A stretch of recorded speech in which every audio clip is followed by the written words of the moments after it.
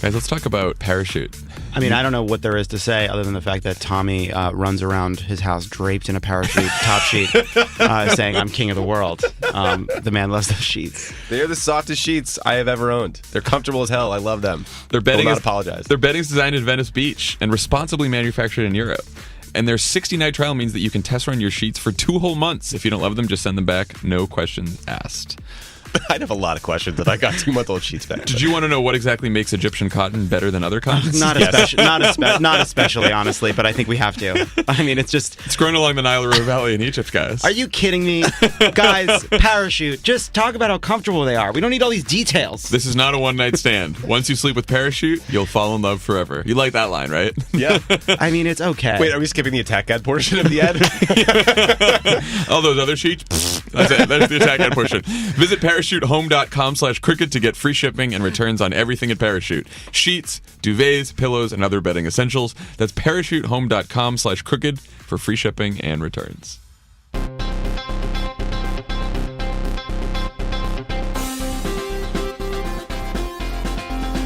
Welcome to Pod Save America. I'm John Favreau. I'm John Lovett. I'm Tommy Vitor. On the pod today, we have the Democratic candidate for this special election in the 6th Congressional District of Georgia, Jon Ossoff. I'm very excited about that interview. Same. This is going to be great. He's also younger than us. How weird is that? He's 30 years old. What the hell? Also, today is the deadline for registration in the Georgia 6th. If you live in Georgia and if you live in the 6th District, register today. We'll say it many more times. First, you're younger than the congressman. Then you're younger than the senators. Then you're younger than the president. Then you're dead.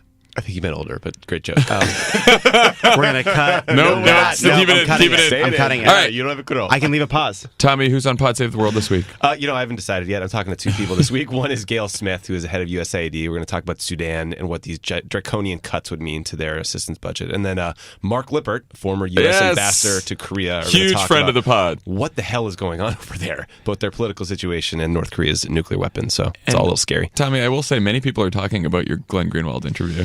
Thank you. Many people are talking. I'm glad. Listen to it. It's great. I mean, I really appreciate him coming on. I want to have more people on like that who we don't agree with. And I'm working on it, people. I'm getting emails from old professors about it. It's blowing up everywhere. Everyone go subscribe to Pod Save the World. Subscribe to Anna Marie Cox's podcast with friends like these. And subscribe for Love It or Leave It, which debuts this Friday. First episode is this Friday. It's gonna be very exciting. You have to subscribe, so it's waiting for you Saturday morning. Listen, we're already number 2 in the iTunes store, but as Hillary Clinton can tell you, number 2 isn't worth much. Did you overtake Barbaro? Oh, you caught it. That's funny. Yes, I can basically make out Mike Barbaro behind me in the rear view, but there's still some new serial podcast that's ahead of me, and that's a behemoth. Lame. That's a behemoth to take down. Barbaro replicated the sound of a flashbang on his podcast this morning. It really hurt my ears. I'm upset about it. Oh, wow. Okay. Moving on. But do subscribe to Love It or Leave It. It's going to be a very fun show. We're going to run through the week's news and have some games and stuff. It's going to be awesome. Use Square Cash, right? Yeah, sure. It's the newest, simplest way to pay people back. Sending and receiving money is totally free and fast. Most payments can be deposited directly to your bank account in just a few seconds. In the Cash app, you link your debit or credit card, select an amount to send, type in a friend's phone number or email address to complete a payment, and you get your money deposited instantly. It's great, guys. We love the Cash app. Do it. And remember to download the free Square Cash app for iOS or Android today. Okay. We have a lot to talk about today. Ooh, what a day. We have to get to healthcare. We have to get to Trump's diplomacy. But first, we should talk about Russia. So, woke up this morning, Trump went on like a tweet storm about Russia just to set up this hearing today. Yeah, I thought that they were pretty boring.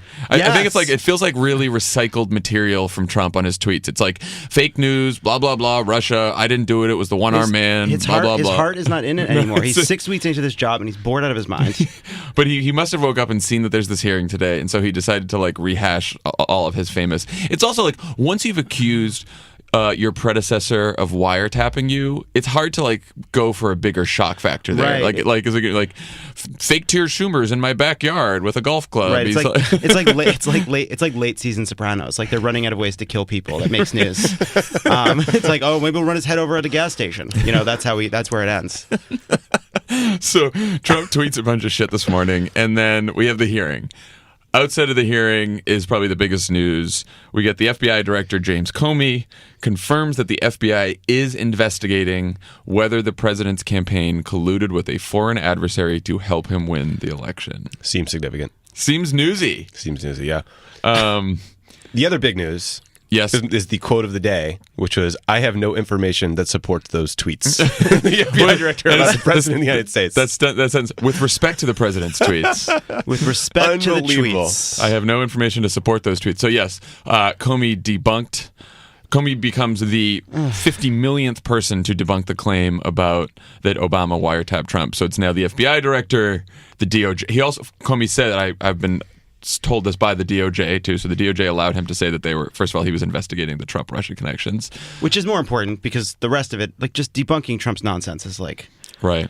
Although it's like now we have the FBI, the DOJ, the former DNI, Clapper, both intel committees, both parties. There is even Fox News this weekend. There's just said no one that left. there was no reporting. There's that no could one do that. left who could be doing the wiretapping. Anyone who could have been involved has said they weren't a part of it. The only people who believe this are Donald Trump and Sean Spicer now. Right. The people who are saying this. I almost said poor Sean Spicer. I almost said it. And I want to dig into this for a second because there was a big dust up recently, and we're going to talk about this later. Well, do you want to talk about this later or now? What is it? The Judge Napolitano thing. Do it now. Okay. So do it now. Sean Spicer created an international incident with our closest ally, the UK, by accusing GCHQ, their intel agency, of spying on the U.S. president. They loudly denied it. Apparently, the White House apologized, but then they denied apologizing, right? So we have this giant shitstorm with the U.S. and our closest ally. I just want to talk about how this happened for a second, okay? Sure. Judge Napolitano, the giant Eddie Munster that's on Fox News, is a senior legal analyst for them. He likes to be called the judge because he was a Superior Court judge in Jersey at some point along the way and left to make some cash. Okay, I was wondering why he was judge. Yeah, like a court judge, trial court judge. Yeah, exactly. Right, divorce court. He apparently saw a news report on RT, the Russian propaganda network, alleging that Obama had used GCHQ to target Trump for surveillance and to get around all these legal issues. Right. That report was from a guy named Larry Johnson, who was in the CIA about 30 years ago and is best known now for fabricating a smear that there was a tape of Michelle Obama calling someone Whitey in like 2006 or 7 or Still something waiting like on that tape. Lovett was waiting on that tape as a member of Hillary Clinton's primary campaign. We're all laughing because we lived through this fucking nightmare, excuse my language. But it was... The rumors circulated on the internet for years. The Clinton campaign thought it was real. Reporters thought it was real. Fox News reported on it constantly. Here's a quote from well-known piece of shit Roger Stone. At least 7 news organizations have contacted me wanting to know how to get their hands on this tape, giving me more information than I've had after I've spoken to each of them, Stone said on Fox News. Like, this is fake news, guys, okay? Donald Trump is the world's biggest source of fake news, and he's been peddling it for years from the same sources. And you know what happens to these sources? Halpern and Heilman take them out to caviar and put them on the circus. What's going on? I'm very upset about this. There's no cost for making up smears about people anymore. Tommy, if you're like this, what am I doing here? I'm sorry about this role reversal. I'll talk about Sudan later today. No, Tommy, I get what you're saying. No, because it's like I thought about this too. That when Comey did this morning and finally put a button on this whole wiretapping thing, like, so what? We're all gonna fucking move on now. President of the United States just made this up, lied, and now it wasn't just like a little campaign thing. It's not just now having implications for him governing the United States. Now it's like a global fuck up. You've got like Merkel's dealing with it. The Brits are dealing with it. Well, this stupid man, this stupid silly man is President of the United States. At the hearing this morning, we're not fans. We're not fans. He hasn't won us over. We've given him a chance. Mike Rogers, who's now the head of NSA, was asked about this, and he just reiterated the British position, which is how absurd it is. He actually was pretty full-throated about it, which is great. The thing that is so shocking about watching this hearing, to bring it back to the hearing that's still kind of wrapping up, but we've reached the point of it where it's just Democrats and Republicans giving boring speeches for absolutely no reason, and who thinks these people should get up there and just give speeches? You got Comey sitting there. Ask him a couple questions. Ask him a question. Anyway. He can't. He won't answer anything. He won't answer anything, so I guess it's all for nothing. But the beginning, you have Comey saying we are investigating the Trump campaign. You have Comey saying the president lied to the world about what the previous administration was doing. And people like Trey Gowdy and Nunez get up there and be like, actually, I have a question about how that information came to light. It's like, what? It's like Nunez actually asked him at one point, would you investigate the Clinton campaigns and the Clinton Foundation's connection to Russia? Which is basically just reading back Trump's crazy tweet from this morning. Like, it's Nunez and Gowdy are just that was pretty pathetic. I mean, you're supposed to be like, you're an intel committee It's member. so shocking. Like you're supposed to be a little more we have been intelligent. It's just like each time. It's so hard to. I'm mad at myself every time I'm surprised, but it's like even I am surprised by how like captured someone like Gowdy is. It's like, not only are you going to carry water for the administration and try to make this hearing about leaks, which is so transparent and pathetic, and not only are you going to do that, you're going to start threatening the intelligence community with reauthorization of vital programs because of leaks. It's incredible. It is incredible. These people aren't captured. These people were doing this bullshit before Donald Trump was ever president. But they're doing it for Trump now. I know, but like thinking about like Trey Gowdy and how he ran the Benghazi investigation, he's like going on about leaks today. How many fucking times did his committee leak things during the Benghazi investigation, including the identity of a CIA agent, right? Or what did they leak around? No, that was our buddy Jason Chaffetz. Stupidly was like, I was told I wasn't talk about that Google Earth image here on the hearing here, right? So right. Dana Milbank ripped on him. To steal a phrase that I love from my new friend Glenn Greenwald, this is the addled partisan brain going to work, right? It's like the hypocrisy here on leaks, on sensitive sources and methods, all these things. It's astounding. Like everybody who attacked Barack Obama for allegedly for removing the Churchill bust because God forbid he wanted Martin Luther King in the Oval Office, right? Now doesn't have a word to say about GCHQ lighting us on fire in response to accusing them to wiretapping President Obama or President Trump. I mean, the whole thing is it's absurd beyond belief, and this is why everybody hates Washington. Period. Yeah. So before we move off the hearing today, just because I think a lot of people probably watched that and said, okay, holy shit, the FBI is investigating possible connections between the Trump campaign and Russia. They just confirmed it. So, like, now what happens, right? Like, what? James Comey just drops this bomb. So he says he's been doing. Someone asked him like how long this is going to take. He said he's been doing this. They've been investigating since July. He said that's a fairly short time frame so far for a counterintelligence investigation. Can we just pause for a moment and just reflect on the Comey letter that he was doing this from July? I mean, it's like there's nothing to be done about it. He was investigating this in July. There was a headline in the New York Times that said FBI sees no link between Trump campaign and Russia. And then in late October, he did release a letter saying, by the way, we are possibly opening the investigation or continuing the investigation into Hillary Clinton's emails. A week later, it was just kidding. Then she loses the election. Oh, by the way, the whole time there was an investigation between Trump and Russia. So what the hell? What the hell? But just like to put, it's nothing to do about that. It's just annoying. The hard things about these investigations, and I thought the special agent who was in charge of the Snowden, that sort of handling the fallout of the Snowden disclosures, made this point: is that if there's a smoking gun out there, it's going to take a long time to find it because this is not like a process where you impanel a jury and you look at evidence. Like we're waiting for a source to turn or some sort of counterintelligence investigation. So who knows when it's going to happen? It's not going to be on Congress's timeline. It's not going to be on our timeline, and it's going to be hard. But like what we know is there's a lot of weird smoke here, so these guys should just keep investigating. But there's not going to be like, I don't think, some big explosive result that's going to satisfy anybody. Right, and we should. The reason I want to say this is because like we are all very impatient. We live in an age of fucking tweets and 24-hour news. And if everyone like by next week we're not going to get answers, it's very likely we're not going to get answers into this. So I do not think that we can all hold our breath and make this like this can't be the news every day. This can't be what we push every day because this investigation is going to go on its own, and it's not very respondent to public pressure because the FBI moves on its own timeline, and it doesn't. It's not trying to think about politics or media deadlines. And also, just where we're at right now. I mean, Comey's testifying publicly today, but even over the weekend, you had a partisan disagreement of even what they know so far. Right? You have you have Schiff saying that there's Schiff said on Meet the Press he sees circumstantial evidence of collusion between Trump campaign and Russia, but he said there's direct evidence, I think, of deception, and that's where we begin the investigation, which I thought was a good way to characterize. And he's this. right. I mean, that's what happens at all these investigations. If you lie to these investigators, that is your big problem. Come clean, people. That's their way. Of Come clean. But the other thing that Comey did today, I think, pretty clearly was a lot of these Republicans that on the intel committees have been carrying water for the Trump campaign said, hey, there's no evidence. We're seeing no evidence of any collusion. They've said there's no evidence. Clapper said there was no evidence. Spicer's been yelling like, oh, you guys say that there's no evidence about the wiretapping claim, but when everyone says that there's no evidence about collusion, no one reports that. Well, that's because Comey today basically did not say there's no evidence between collusion. It's an ongoing process. It's an ongoing investigation. That's the thing about investigations. You learn more when you investigate things. All the Republican talking points that everyone has seen no evidence about any collusion are wrong. We don't know if there is evidence. That's why it's an ongoing investigation. Well, right. The absence of evidence is not evidence of absence. Right. And Reince could have violated his own White House's rules by calling over the FBI and saying, "Hey, what can I say about this? Like, You're not supposed to do these things. You're supposed to leave politics out of these processes." Now we also know why the FBI didn't knock down stories saying that there was possible contacts between Trump and the Russians. I know. I think Mike Huckabee's daughter, the spokesman at the Deputy Press Secretary, knows what she's saying, and we should just take her word for it. That's true.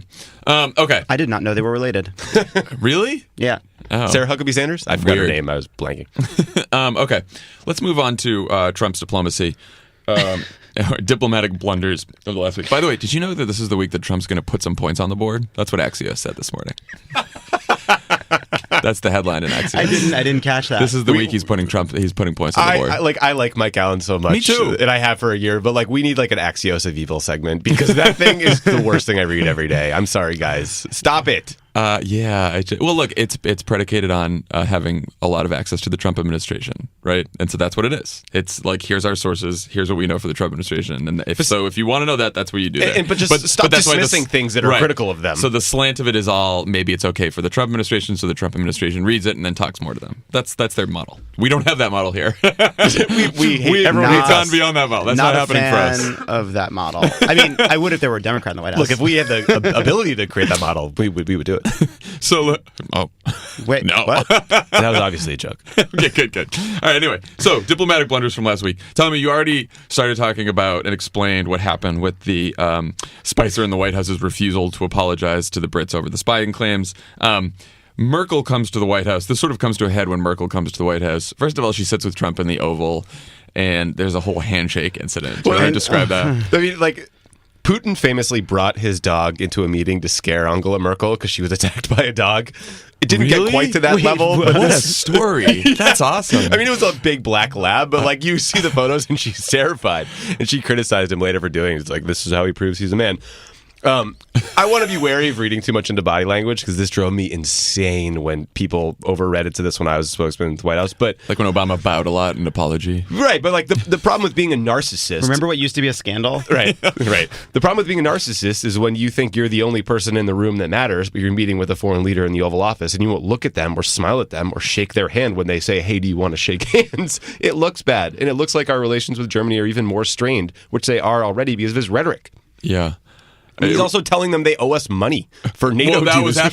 Well, of course. Not I kind of want that NATO money. But that's not. But you know, that's not how it works. It's not how it works. I don't care.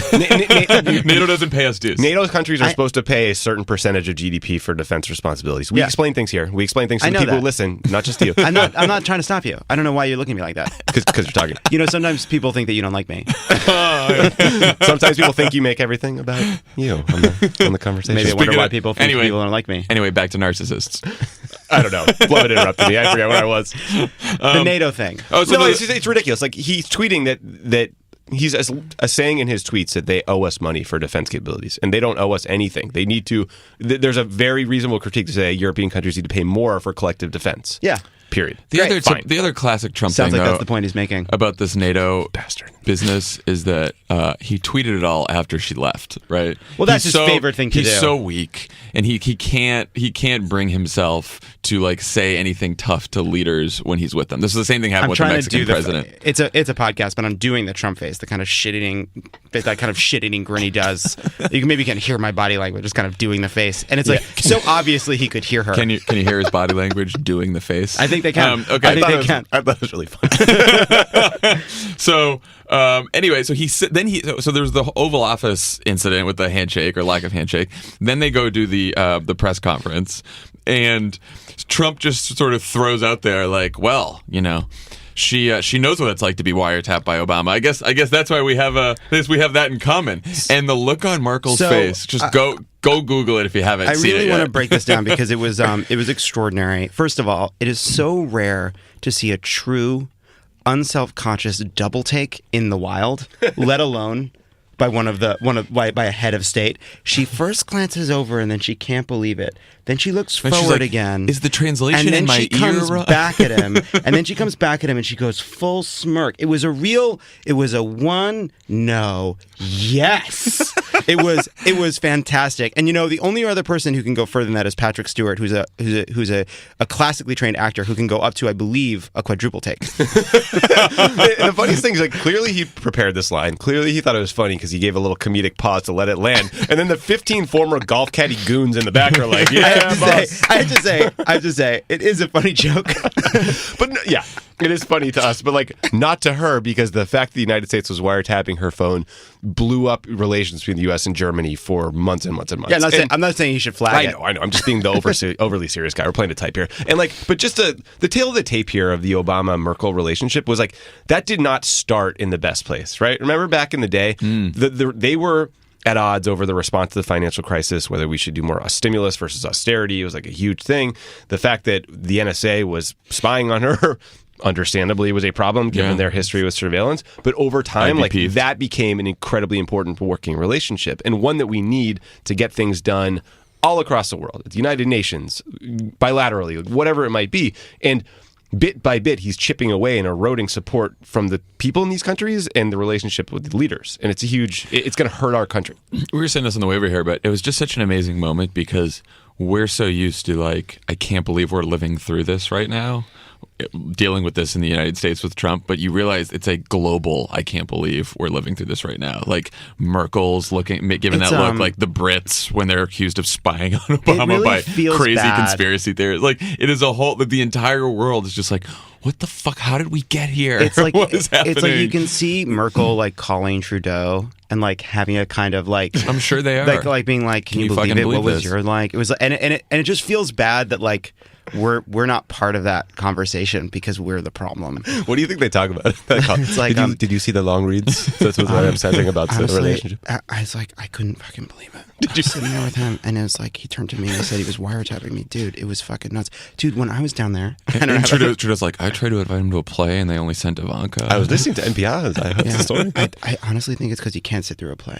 I think he can't possibly pay attention. I don't think he's ever been to a play. Apparently, he had to go to Tennessee and like tell people he was taking away their health care, but like not. Are we talking to ourselves or the it was, listeners right now? I'm not sure. Right. One more thing before we leave this. There's a segment I like to call, what the fuck's going on with Rex Tillerson? Tommy, can you explain? But the Bob Gates recommendation of Rex Tillerson for Secretary of State. It's just loved by the global elitist set, loved by the Davos set. Rex Tillerson. Loved by the Davos set. He went to Korea. He went to Asia for the first time. He is in making these big pronouncements about our policy with respect to North Korea, essentially ruling out future negotiations and talking about potentially preemptive strikes, sort of hinting at all these big things. But he's not bringing a press pool. He's letting one reporter from the IJR, which is barely new outlet. We're going to hear from them. Yep, it's like a crooked media style outlet. Yeah, exactly. That's right.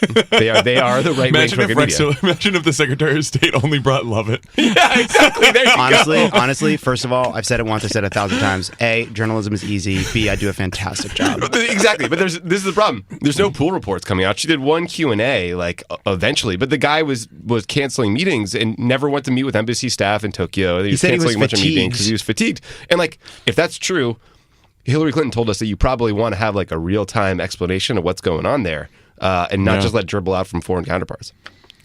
It's and also like not a lot of leadership. It's Rex Tillerson said he's not a big fan of the press. He's just not. He's like, I don't need. No, he said, I don't need it. I don't really need a lot of media access. Ike Barinholtz had a really funny line about this on Twitter, which was who? Ike Barinholtz. Oh, Ike Barinholtz. Said, I said like Farnhold. I'm like, you don't get to be press shy. You're the Secretary of State. You're not Terrence Malick. Oh, yes. That was really funny. And by the way, it's like. Nobody wants to talk to reporters. That's why they're reporters. I know, and lucky for us that like Andrea Mitchell, there's a reporter in the room. Yeah, lucky for us, Andrea Mitchell is like the hardest working person in show business, right? And she's like catching a Southwest flight to Seoul, like doing whatever she can to chase this guy around the globe. But it doesn't have to be that way. You just slap him on the plane, brief them about what we're doing, and then go from there. How's your job covering state? I have to chase the secretary around the globe. It's not great. Getting those miles though. Andrea Mitchell's getting those free upgrades. Don't go anywhere. This is Pod Save America, and there's more on the way. Pod Save America is brought to you by Sonos. Guys. Sonos. We've been waiting a long time to do this with the two of you. I did one Sonos set by myself. We are fans of Sonos. Huge fans of Sonos. 4 years now. 4 years now. We were sitting at Favreau's house last night. Me, Hannah, Emily, John. All of a sudden, the Sonos goes on, and it's love it or leave it. You'll love it or leave it. They don't know what you're talking about. They don't yet know what you're talking about. That there is a theme song for the show. Guys, there's a theme song. Oh no, did I ruin the theme song? It says straight shooter, respected on both sides. You will first of all, you will love it / hate it / sing it in your head for the rest of your life. Which is my brand. And it sounds incredible on a Sonos. Anyway, yes, back to Sonos. Like, if Sonos never paid for advertising on this podcast, I would still talk about Sonos all the time. In fact, I have. I carry mine around with me just because I love it so much. I've been playing entrance music to come into John's house for years, and it's fantastic. This is why my brother wouldn't give him his Wi-Fi password. Because of that sort of thing. Yeah, but anyway, whatever. go buy some Sonos speakers. You get one simple app with Sonos that brings together all your favorite music services. It lets you control everything from songs to volume to rooms. This very morning, I was streaming the Comey hearing on my television, and then I had it in my Sonos, in my living room, and then in the Sonos in the bathroom, which I've called the Boom Boom Room. Anyway, go buy some Sonos speakers. Do it. Pod Save America is brought to you by Squarespace. If you've ever tried to start your own website, you know what a hassle it can be, especially if you don't know what you're doing. Make your next move, make your next website with Squarespace. Create a beautiful website with Squarespace's all-in-one platform. There's nothing to install, patch, or upgrade, ever. Squarespace. How can that be? It's good for amazing. them. Squarespace provides award-winning 24/7 customer support and will help you get your own custom domain with an experience that's fully transparent and simple to set up. Make your next move. Lock down your domain and create a website to launch that idea. Use offer code CROOKED for 10% off your first purchase of a website or a domain. That's CROOKED for 10% off your first purchase of a website or domain with Squarespace. Diplomacy is going really well. What's happening here at home? Nothing good.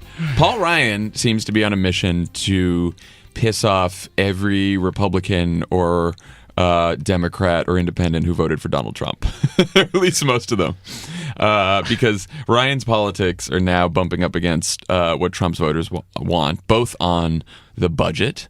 I shouldn't just say Paul Ryan, because Donald Trump hired a lot of Paul Ryan type Republicans to run his government, right? So Mick Mulvaney, his OMB director, Tom Price, Mulvaney his sounds. I mean, when Mulvaney talks, he sounds like a Paul Ryan acolyte. He really does. All his ideological stuff coming through. Well, and Mike Pence too, right? So all of these Republicans that are in the administration, along with Paul Ryan and his goons in Congress, came up with this. Well, at least the White House came up with this budget that is like the craziest budget we've seen in a long time, and like slashing domestic priorities by like 30, 40, 50% at times. And so you have that happening where like the whole Meals on, like, you know, they're trying to cut Meals on Wheels. They're like cutting the EPA. They're cutting the NIH, the National Institute of Health, by $6 billion.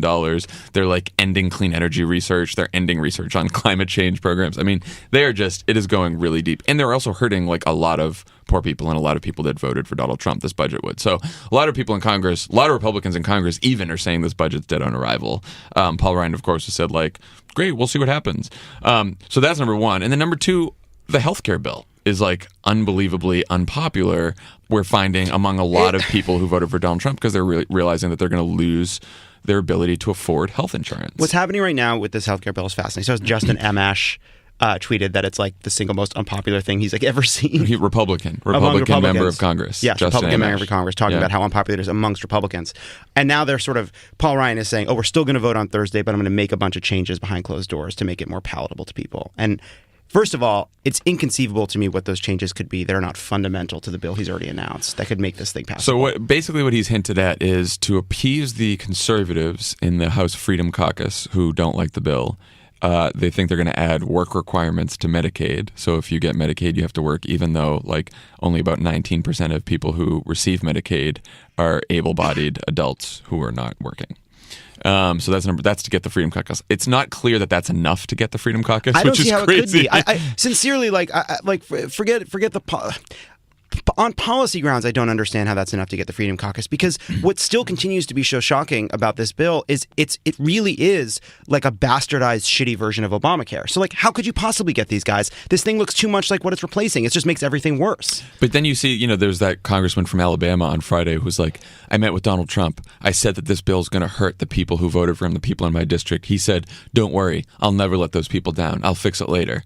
That's enough for me. I'm for it. Yeah, it's like, so you can never underestimate how stupid Republican politicians are, and you can never underestimate how cowardly Republican politicians are, right? So if I were betting on like who's going to stop this bill from leaving the House, there's going to be some Freedom Caucus members who say, absolutely not, I'm never going to vote for this bill. There's going to be a lot, I bet, who fold at the last minute. And then the question is these moderates, right? Now, to appease the moderates, it looks like Ryan said on Fox on Sunday that they may make the tax credits for seniors a little bit more generous, and maybe some other tax credits a little more generous. So back what you were saying, Lebanon, it is a shittier version of Obamacare because basically it takes away most of the financial assistance that was in Obamacare but keeps the structure of the bill. So Paul Ryan, to get these people back, might just slowly up some of the tax Let's just pause for a second to remind everyone that Paul Ryan said he's been dreaming about cutting Medicaid since he and Rich Lowry of the National Review were pounding beers out of kegs. That is what they dreamed about in college. First of all, let's just talk about that. I don't want to move off it's important not to move off. I want to finish on the incentives first, because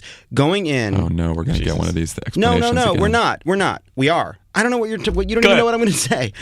So Paul Ryan saying we're going to go in and increase slightly the subsidies for seniors is such bullshit. Because keep in mind, all he's doing. So on the regulatory side, he's telling the insurance companies you can charge old people whatever you want.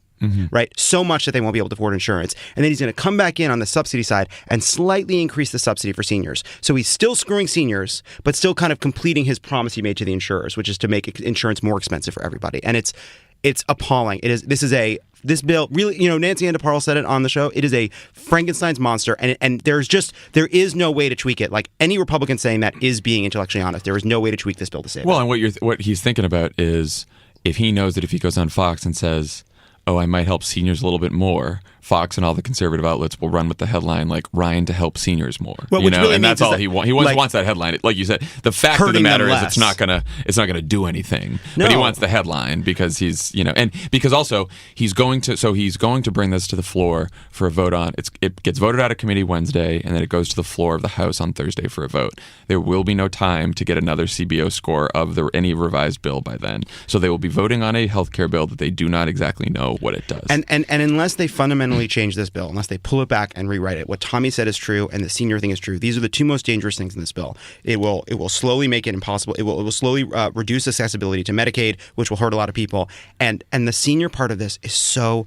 dangerous because it will make seniors have to play Russian roulette with their lives 5 years before they're eligible to Medicare, which just means some percentage of them are going to get cancer. Some percentage of them are going to have accidents. They will be destitute before they get to Medicare. What's frustrating about this is Medicaid is a very efficient health insurance provider. It works pretty well. And it covers kids and adults at a lower per capita cost than private insurance. And so it's unlikely that his caps can be implemented without cutting the care. And so Pelosi way back in the day said we had to pass a bill for people to understand what's in it. And she got destroyed for that because it was sort of like seen as a showed how secretive the process was. Right. She was right. And I really, really worry that we're going to have to repeal parts of this bill for people to understand what's being done to them. The Medicaid piece of this is so frustrating because they all rail about how Medicaid doesn't work. It's not good enough. It's not good enough. Medicaid's not perfect. But you know what would help? Making the reimbursements more generous. The reason it doesn't work as well as, say, Medicare, although people on Medicaid do really like it, is that it's not generous enough. And so their solution is to cut it. It's crazy. Yeah. What they're running up against the truth is, and we've been saying this a lot, Republicans believe that the federal government doesn't have a role in making health insurance more affordable for people or providing health insurance to people, right? That's what they believe.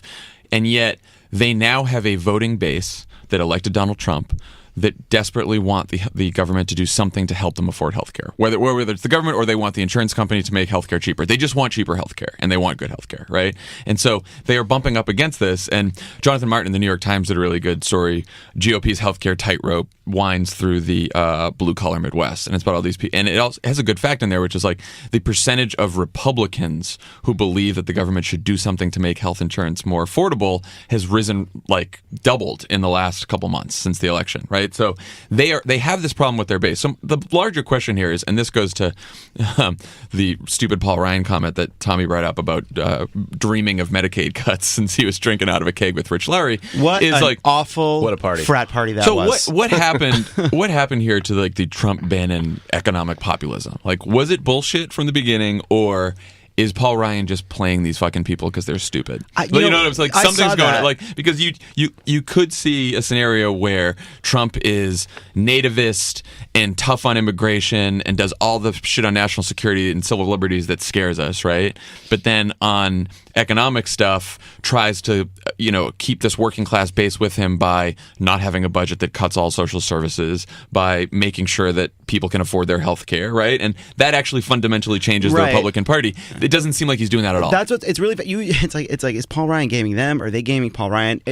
There was a version of Trump that could have existed, given that Trump has no ideology, where he really does kind of create a new coalition, right? He puts out a kind of healthcare plan that pulls off some Republicans and has passed mostly with Democratic votes. Like there passes was an infrastructure bill. Right. Like there was a world where that's possible, but for whatever reason, I mean, the policy front is being run just like pure Paul Ryan ideology. It's surprising. I worry that there's like an even more cynical version of this, which is the populism is rhetorical and it's issues that have nothing to do with your economic, right? It's like you have all these people like watching Oscars speeches and tweeting this is why Trump won, and none of those people are speaking up when the people who voted for Trump, who are literally the reason he won, are getting cuts because they think that they can still reach those people by saying Blue Lives Matter or attacking gays or like a lot of the cultural things that Trump exploited to great effect during this election. It's funny. Well, it does make me think like this. I mean, first of all, we should have started this whole segment by saying Gallup this weekend has Trump at 37% approval. Obama's all-time low was 38%. It's devastating. And that was when we was like gushing oil, right? Right. I mean, literally. Bush didn't hit this number until like second term. So it's very, now look, Gallup goes up and down. We can't go pulse. But anyway, he is very, very unpopular. That means he's probably lost the support of some of his voters. And I don't think it's a coincidence this is happening around the healthcare stuff, because back to, we always bring up the Kellyanne Conway line, right? Like, it's not about what offended people, it's about what affected people. His voters right now are realizing that this healthcare bill and then this budget could affect their lives. Yeah. And I think that this is the message. Back to Pelosi. This is the message we need to run on. This is the message we need to be talking about every day. I think that's right. I mean, it's funny. It goes to the Bernie Sanders case ultimately, which is like, don't forget that this is about economics. This is about real people and what affects their actual day-to-day pocketbook issues. And like, it's so easy to lose sight of that. It's so easy to get too clever by half. But like, let's come back to it. Yeah. And also, so people might be asking, like, what do I do? So in the House, again, we need 22 defections. On Thursday, 538 ran a story. They counted like 16 people, Republicans, who said like probably not or expressed grave reservations about the bill, and there's about like 50 more possibilities, right, that really haven't said anything. So Indivisible, we've talked about Indivisible before. Go to their website. They have some great documents, talking points, scripts, information you can use to call your member of Congress. They are also planning a Friday district office visit to hold your members of Congress accountable after the vote on Thursday. So if they voted the right way, it's important to offer positive reinforcement. And if they voted the wrong way, you should know that the House vote isn't the end of it, and you should really make some noise, right? So it's like training a dog. it's like shake the can of nails. No. There was also a great document, a Google Doc put out by Topher Spiro at Center for American Progress this weekend, and we all tweeted that here, which actually has some of the most moderate Republican members of the Congress, or the members who are most in vulnerable districts, and gives you information on how to call them, tweet them, get them going. So very useful stuff. And we should say this is working. Over the weekend, Brian Fitzpatrick of the Pennsylvania 8th and John Katko of New York both announced that they're voting no, and they were two members on this list that Topher had put out on Friday. So we're getting there. I think like we've always been honest that this is an uphill slog, and that when you lose almost every part of government, it's going to be very hard to fight for your agenda. But given how bad this bill is, given the mood music around Donald Trump and how he is becoming toxic to the vast majority of Americans, like, now is the time to pressure members of Congress. They see re-election coming faster than we do. Right. We got 4 days to the vote. I would make as much noise as possible. I would keep this in the headlines any way you can. I would call your member of Congress. If you live in a blue district, call your friends who live in red districts. Get them to call. I think that there's some argument that they think they can just get this issue off their plate. Just pass this and just get it to the Senate and stop. You can tell Trump wants that. So right. Yeah. Trump's like, I got to get to tax reform. I got to get to tax cuts for millionaires. So they want it to die in the Senate so they can blame Democrats. It's not a foregone conclusion that this bill will pass. This will not. It is quite possible that this bill passes. It really could. But this wouldn't be the first time that a Republican Speaker of the House brings an unpopular bill to the floor that he tries to kind of get his members to go for, and they don't, and they have to withdraw it. And I'd love to see them all vote possible. on it. Yeah. Make them vote. Let's see it. Let's see it. Remains to be seen if Paul Ryan can deliver, but you know who can? Postmates. We're not going to make you guys listen to a long ad, but they're our latest sponsor. If you don't have Postmates, for first-time users, use our code CROOKED for $50 in Postmates delivery credit. We're going to do that later today. That's a lot of shit you can get delivered for $50, guys. Yes. You can Postmates anything. Yeah, you still pay for the food. The delivery's free. Download the Postmates app It's on just like iOS crazy, or Android. but it's great. And use our code CROOKED for $50 in free Postmates delivery credits. That's it. Okay. When we come back, we will have the Democratic candidate in the Georgia 6th, Jon Ossoff. This is Pod Save America. Stick around. There's more great show coming your way. Pod Save America is brought to you by Policy Genius. Life insurance, do you have it? If you don't, why not? Too expensive? Too much of a hassle? Love it. Go get some life insurance. Maybe I'm not creative enough to come up with jokes about life insurance. I don't know. Maybe I think about my flaws. Maybe you should. PolicyGenius.com is the best online life insurance marketplace. The most accurate quotes from the top A-rated life insurance Are companies. you looking to spend a few hours thinking about your grim death? Speed up the process with Policy Genius. I mean, that's a good way to do it. No one Nobody- loves getting life insurance, so you might as well make it super easy for yourself. Go onto the website, get a bunch of comparisons. It's the insurance that you know will never feel good to use. The good thing is they have a licensed customer service team to help you find the best policy at Best the best case price. scenario, you just spent money for nothing. Worst case scenario, you're dead. I'm just saying. I don't know that that's helpful for the sponsor. Yeah. I mean, but you still need it. I mean, people need it. You need it. This is not a criticism of Policy Genius. This is just criticism of life insurance. It's just a sad fact of our kind of capitalist society. But you need it. Which I support. But you need it. Go to PolicyGenius.com today to save over 40% off other prices for life insurance. You know, sometimes Tanya laughs during the ads, and sometimes she's not paying attention. This is one of those times. Can I finish the ad? Leave it all in, Basil. Let's leave it all in. Turn his mic off. When life insurers compete for your business, you save money. That's POLICYGENIUS.com. Zero jargon, zero sales pressure, zero hassle. Life insurance made easy. Don't wait. Go to PolicyGenius.com today, and you never have to think about life insurance again. Every story ends the same way. I just came up with a little tagline there based on your rant. I was going to say, every story ends the same way. Life insurance. On the pod today, we have the Democratic candidate for the 6th Congressional District in Georgia, Jon Ossoff. Jon, welcome to the pod. Thank you for having me. It's great to be here. Excellent. So, Trump won your district by just 1%, so that's the good news. But of course, Tom Price won re-election by 23%. So, what have you been saying to those Clinton-Price voters in your district, and actually, what are you hearing from them? Well, I think it's a pragmatic, moderate district that's looking for effective representation more than ideological or partisan representation. Mm-hmm. So I'm reaching out and offering my service as someone who will be responsive, open-minded, humble, respectful, and provide great constituent service, help grow Metro Atlanta's economy. And even if we don't agree on all the issues, I think folks are looking for someone who brings some fresh leadership and a fresh perspective rather than more partisan nonsense. Jon, you are this is Tommy Vitor. You are new to the scene. You are younger than all of us, which pisses all of us off more than you know. But I want to make sure people understand you, why you decided to run, and sort of a bit about your background. One thing that was particularly interesting to me is you did a lot of work to raise awareness about human trafficking, especially women who've been captured by ISIS. I was wondering if you could talk about that work and if that's something you think you'll continue in Congress.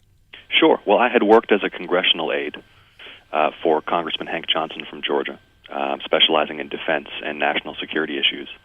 And then left Washington in 2012, got a master's degree, and since then I've run a small business that produces investigative documentaries, anti-corruption, anti-organized crime, and some frontline conflict reporting.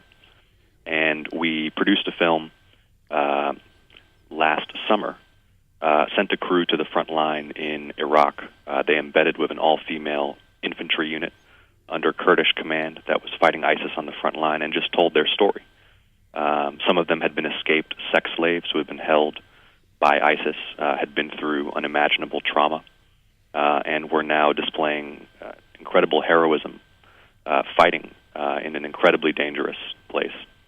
And, that's what's been so rewarding about this work I've been doing the last few years, has been exposing corruption and telling powerful stories about people who have been through things that a lot of folks can't imagine.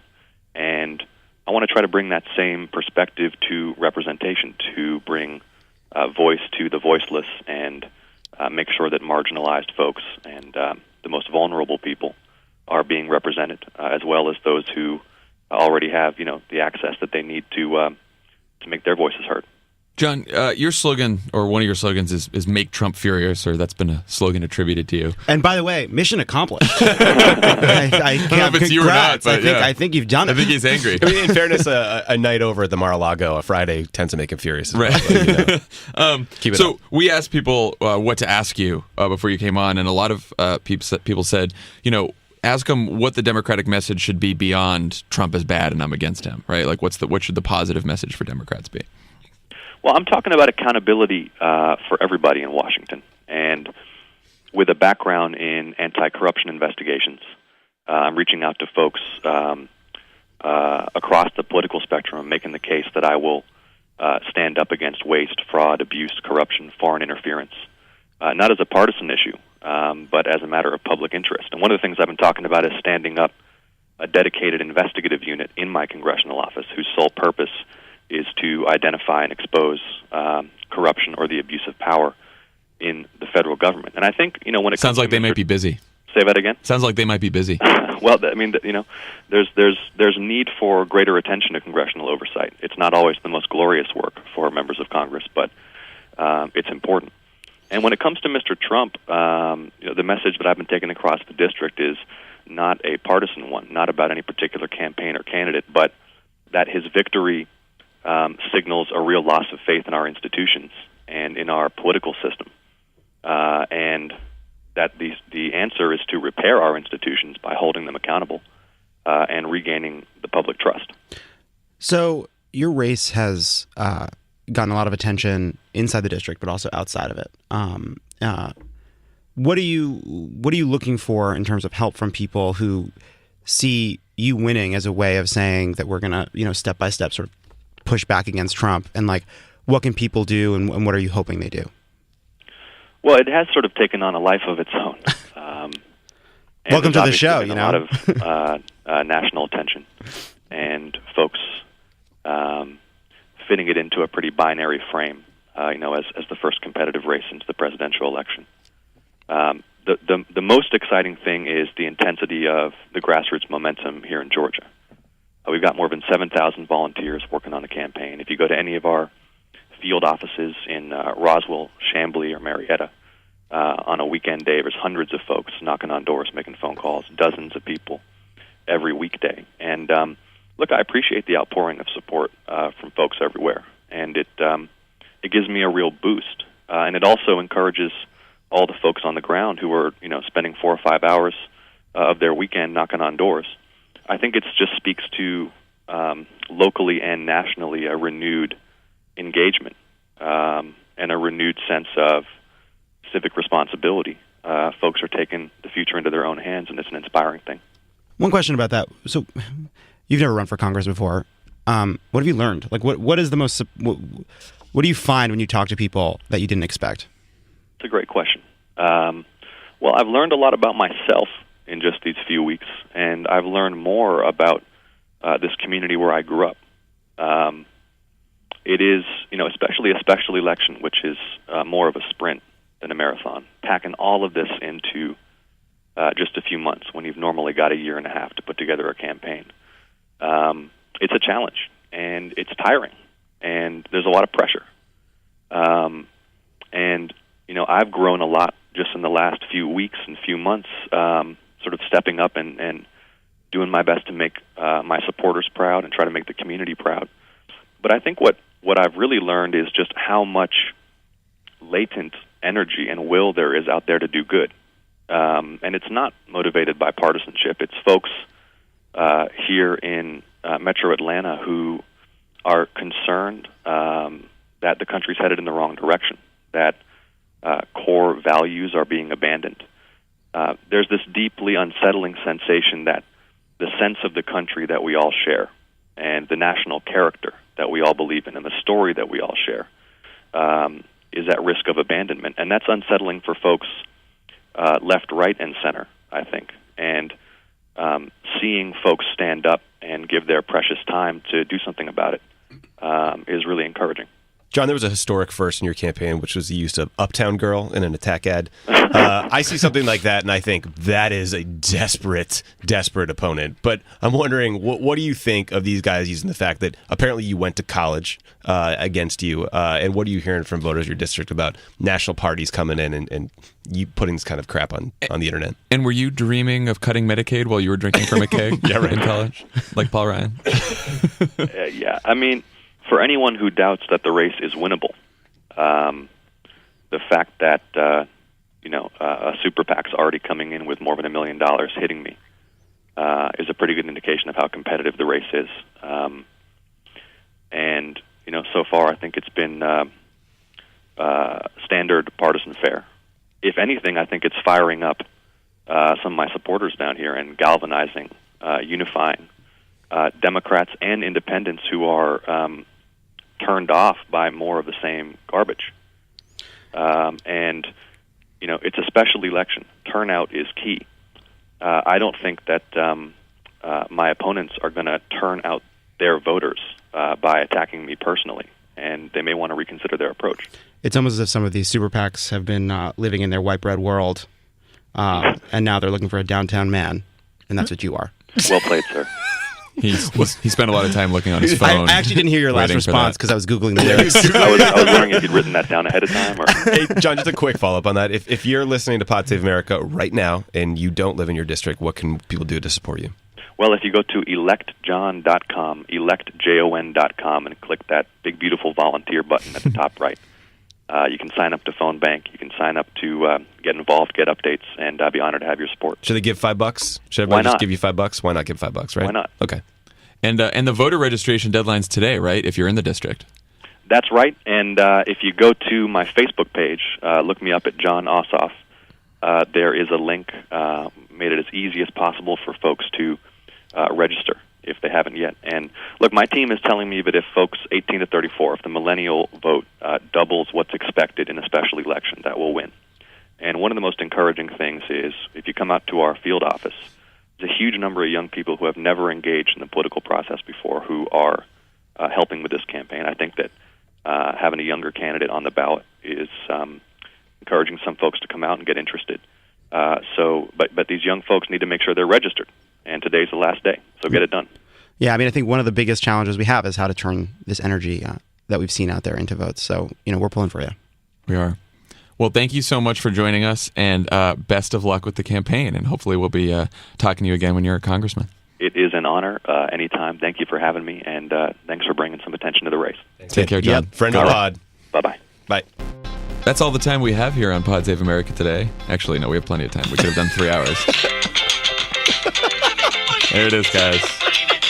There is the song. That's what Love It played when we were his entrance music. If you are not subscribed to Love It or Leave It right now, I don't even know what to say to you. Do you hear this song? I mean, this is still a work in progress, and it's already fantastic. All right, we'll talk to you on Thursday. See you later. Play us out, Love It. We'll do it live.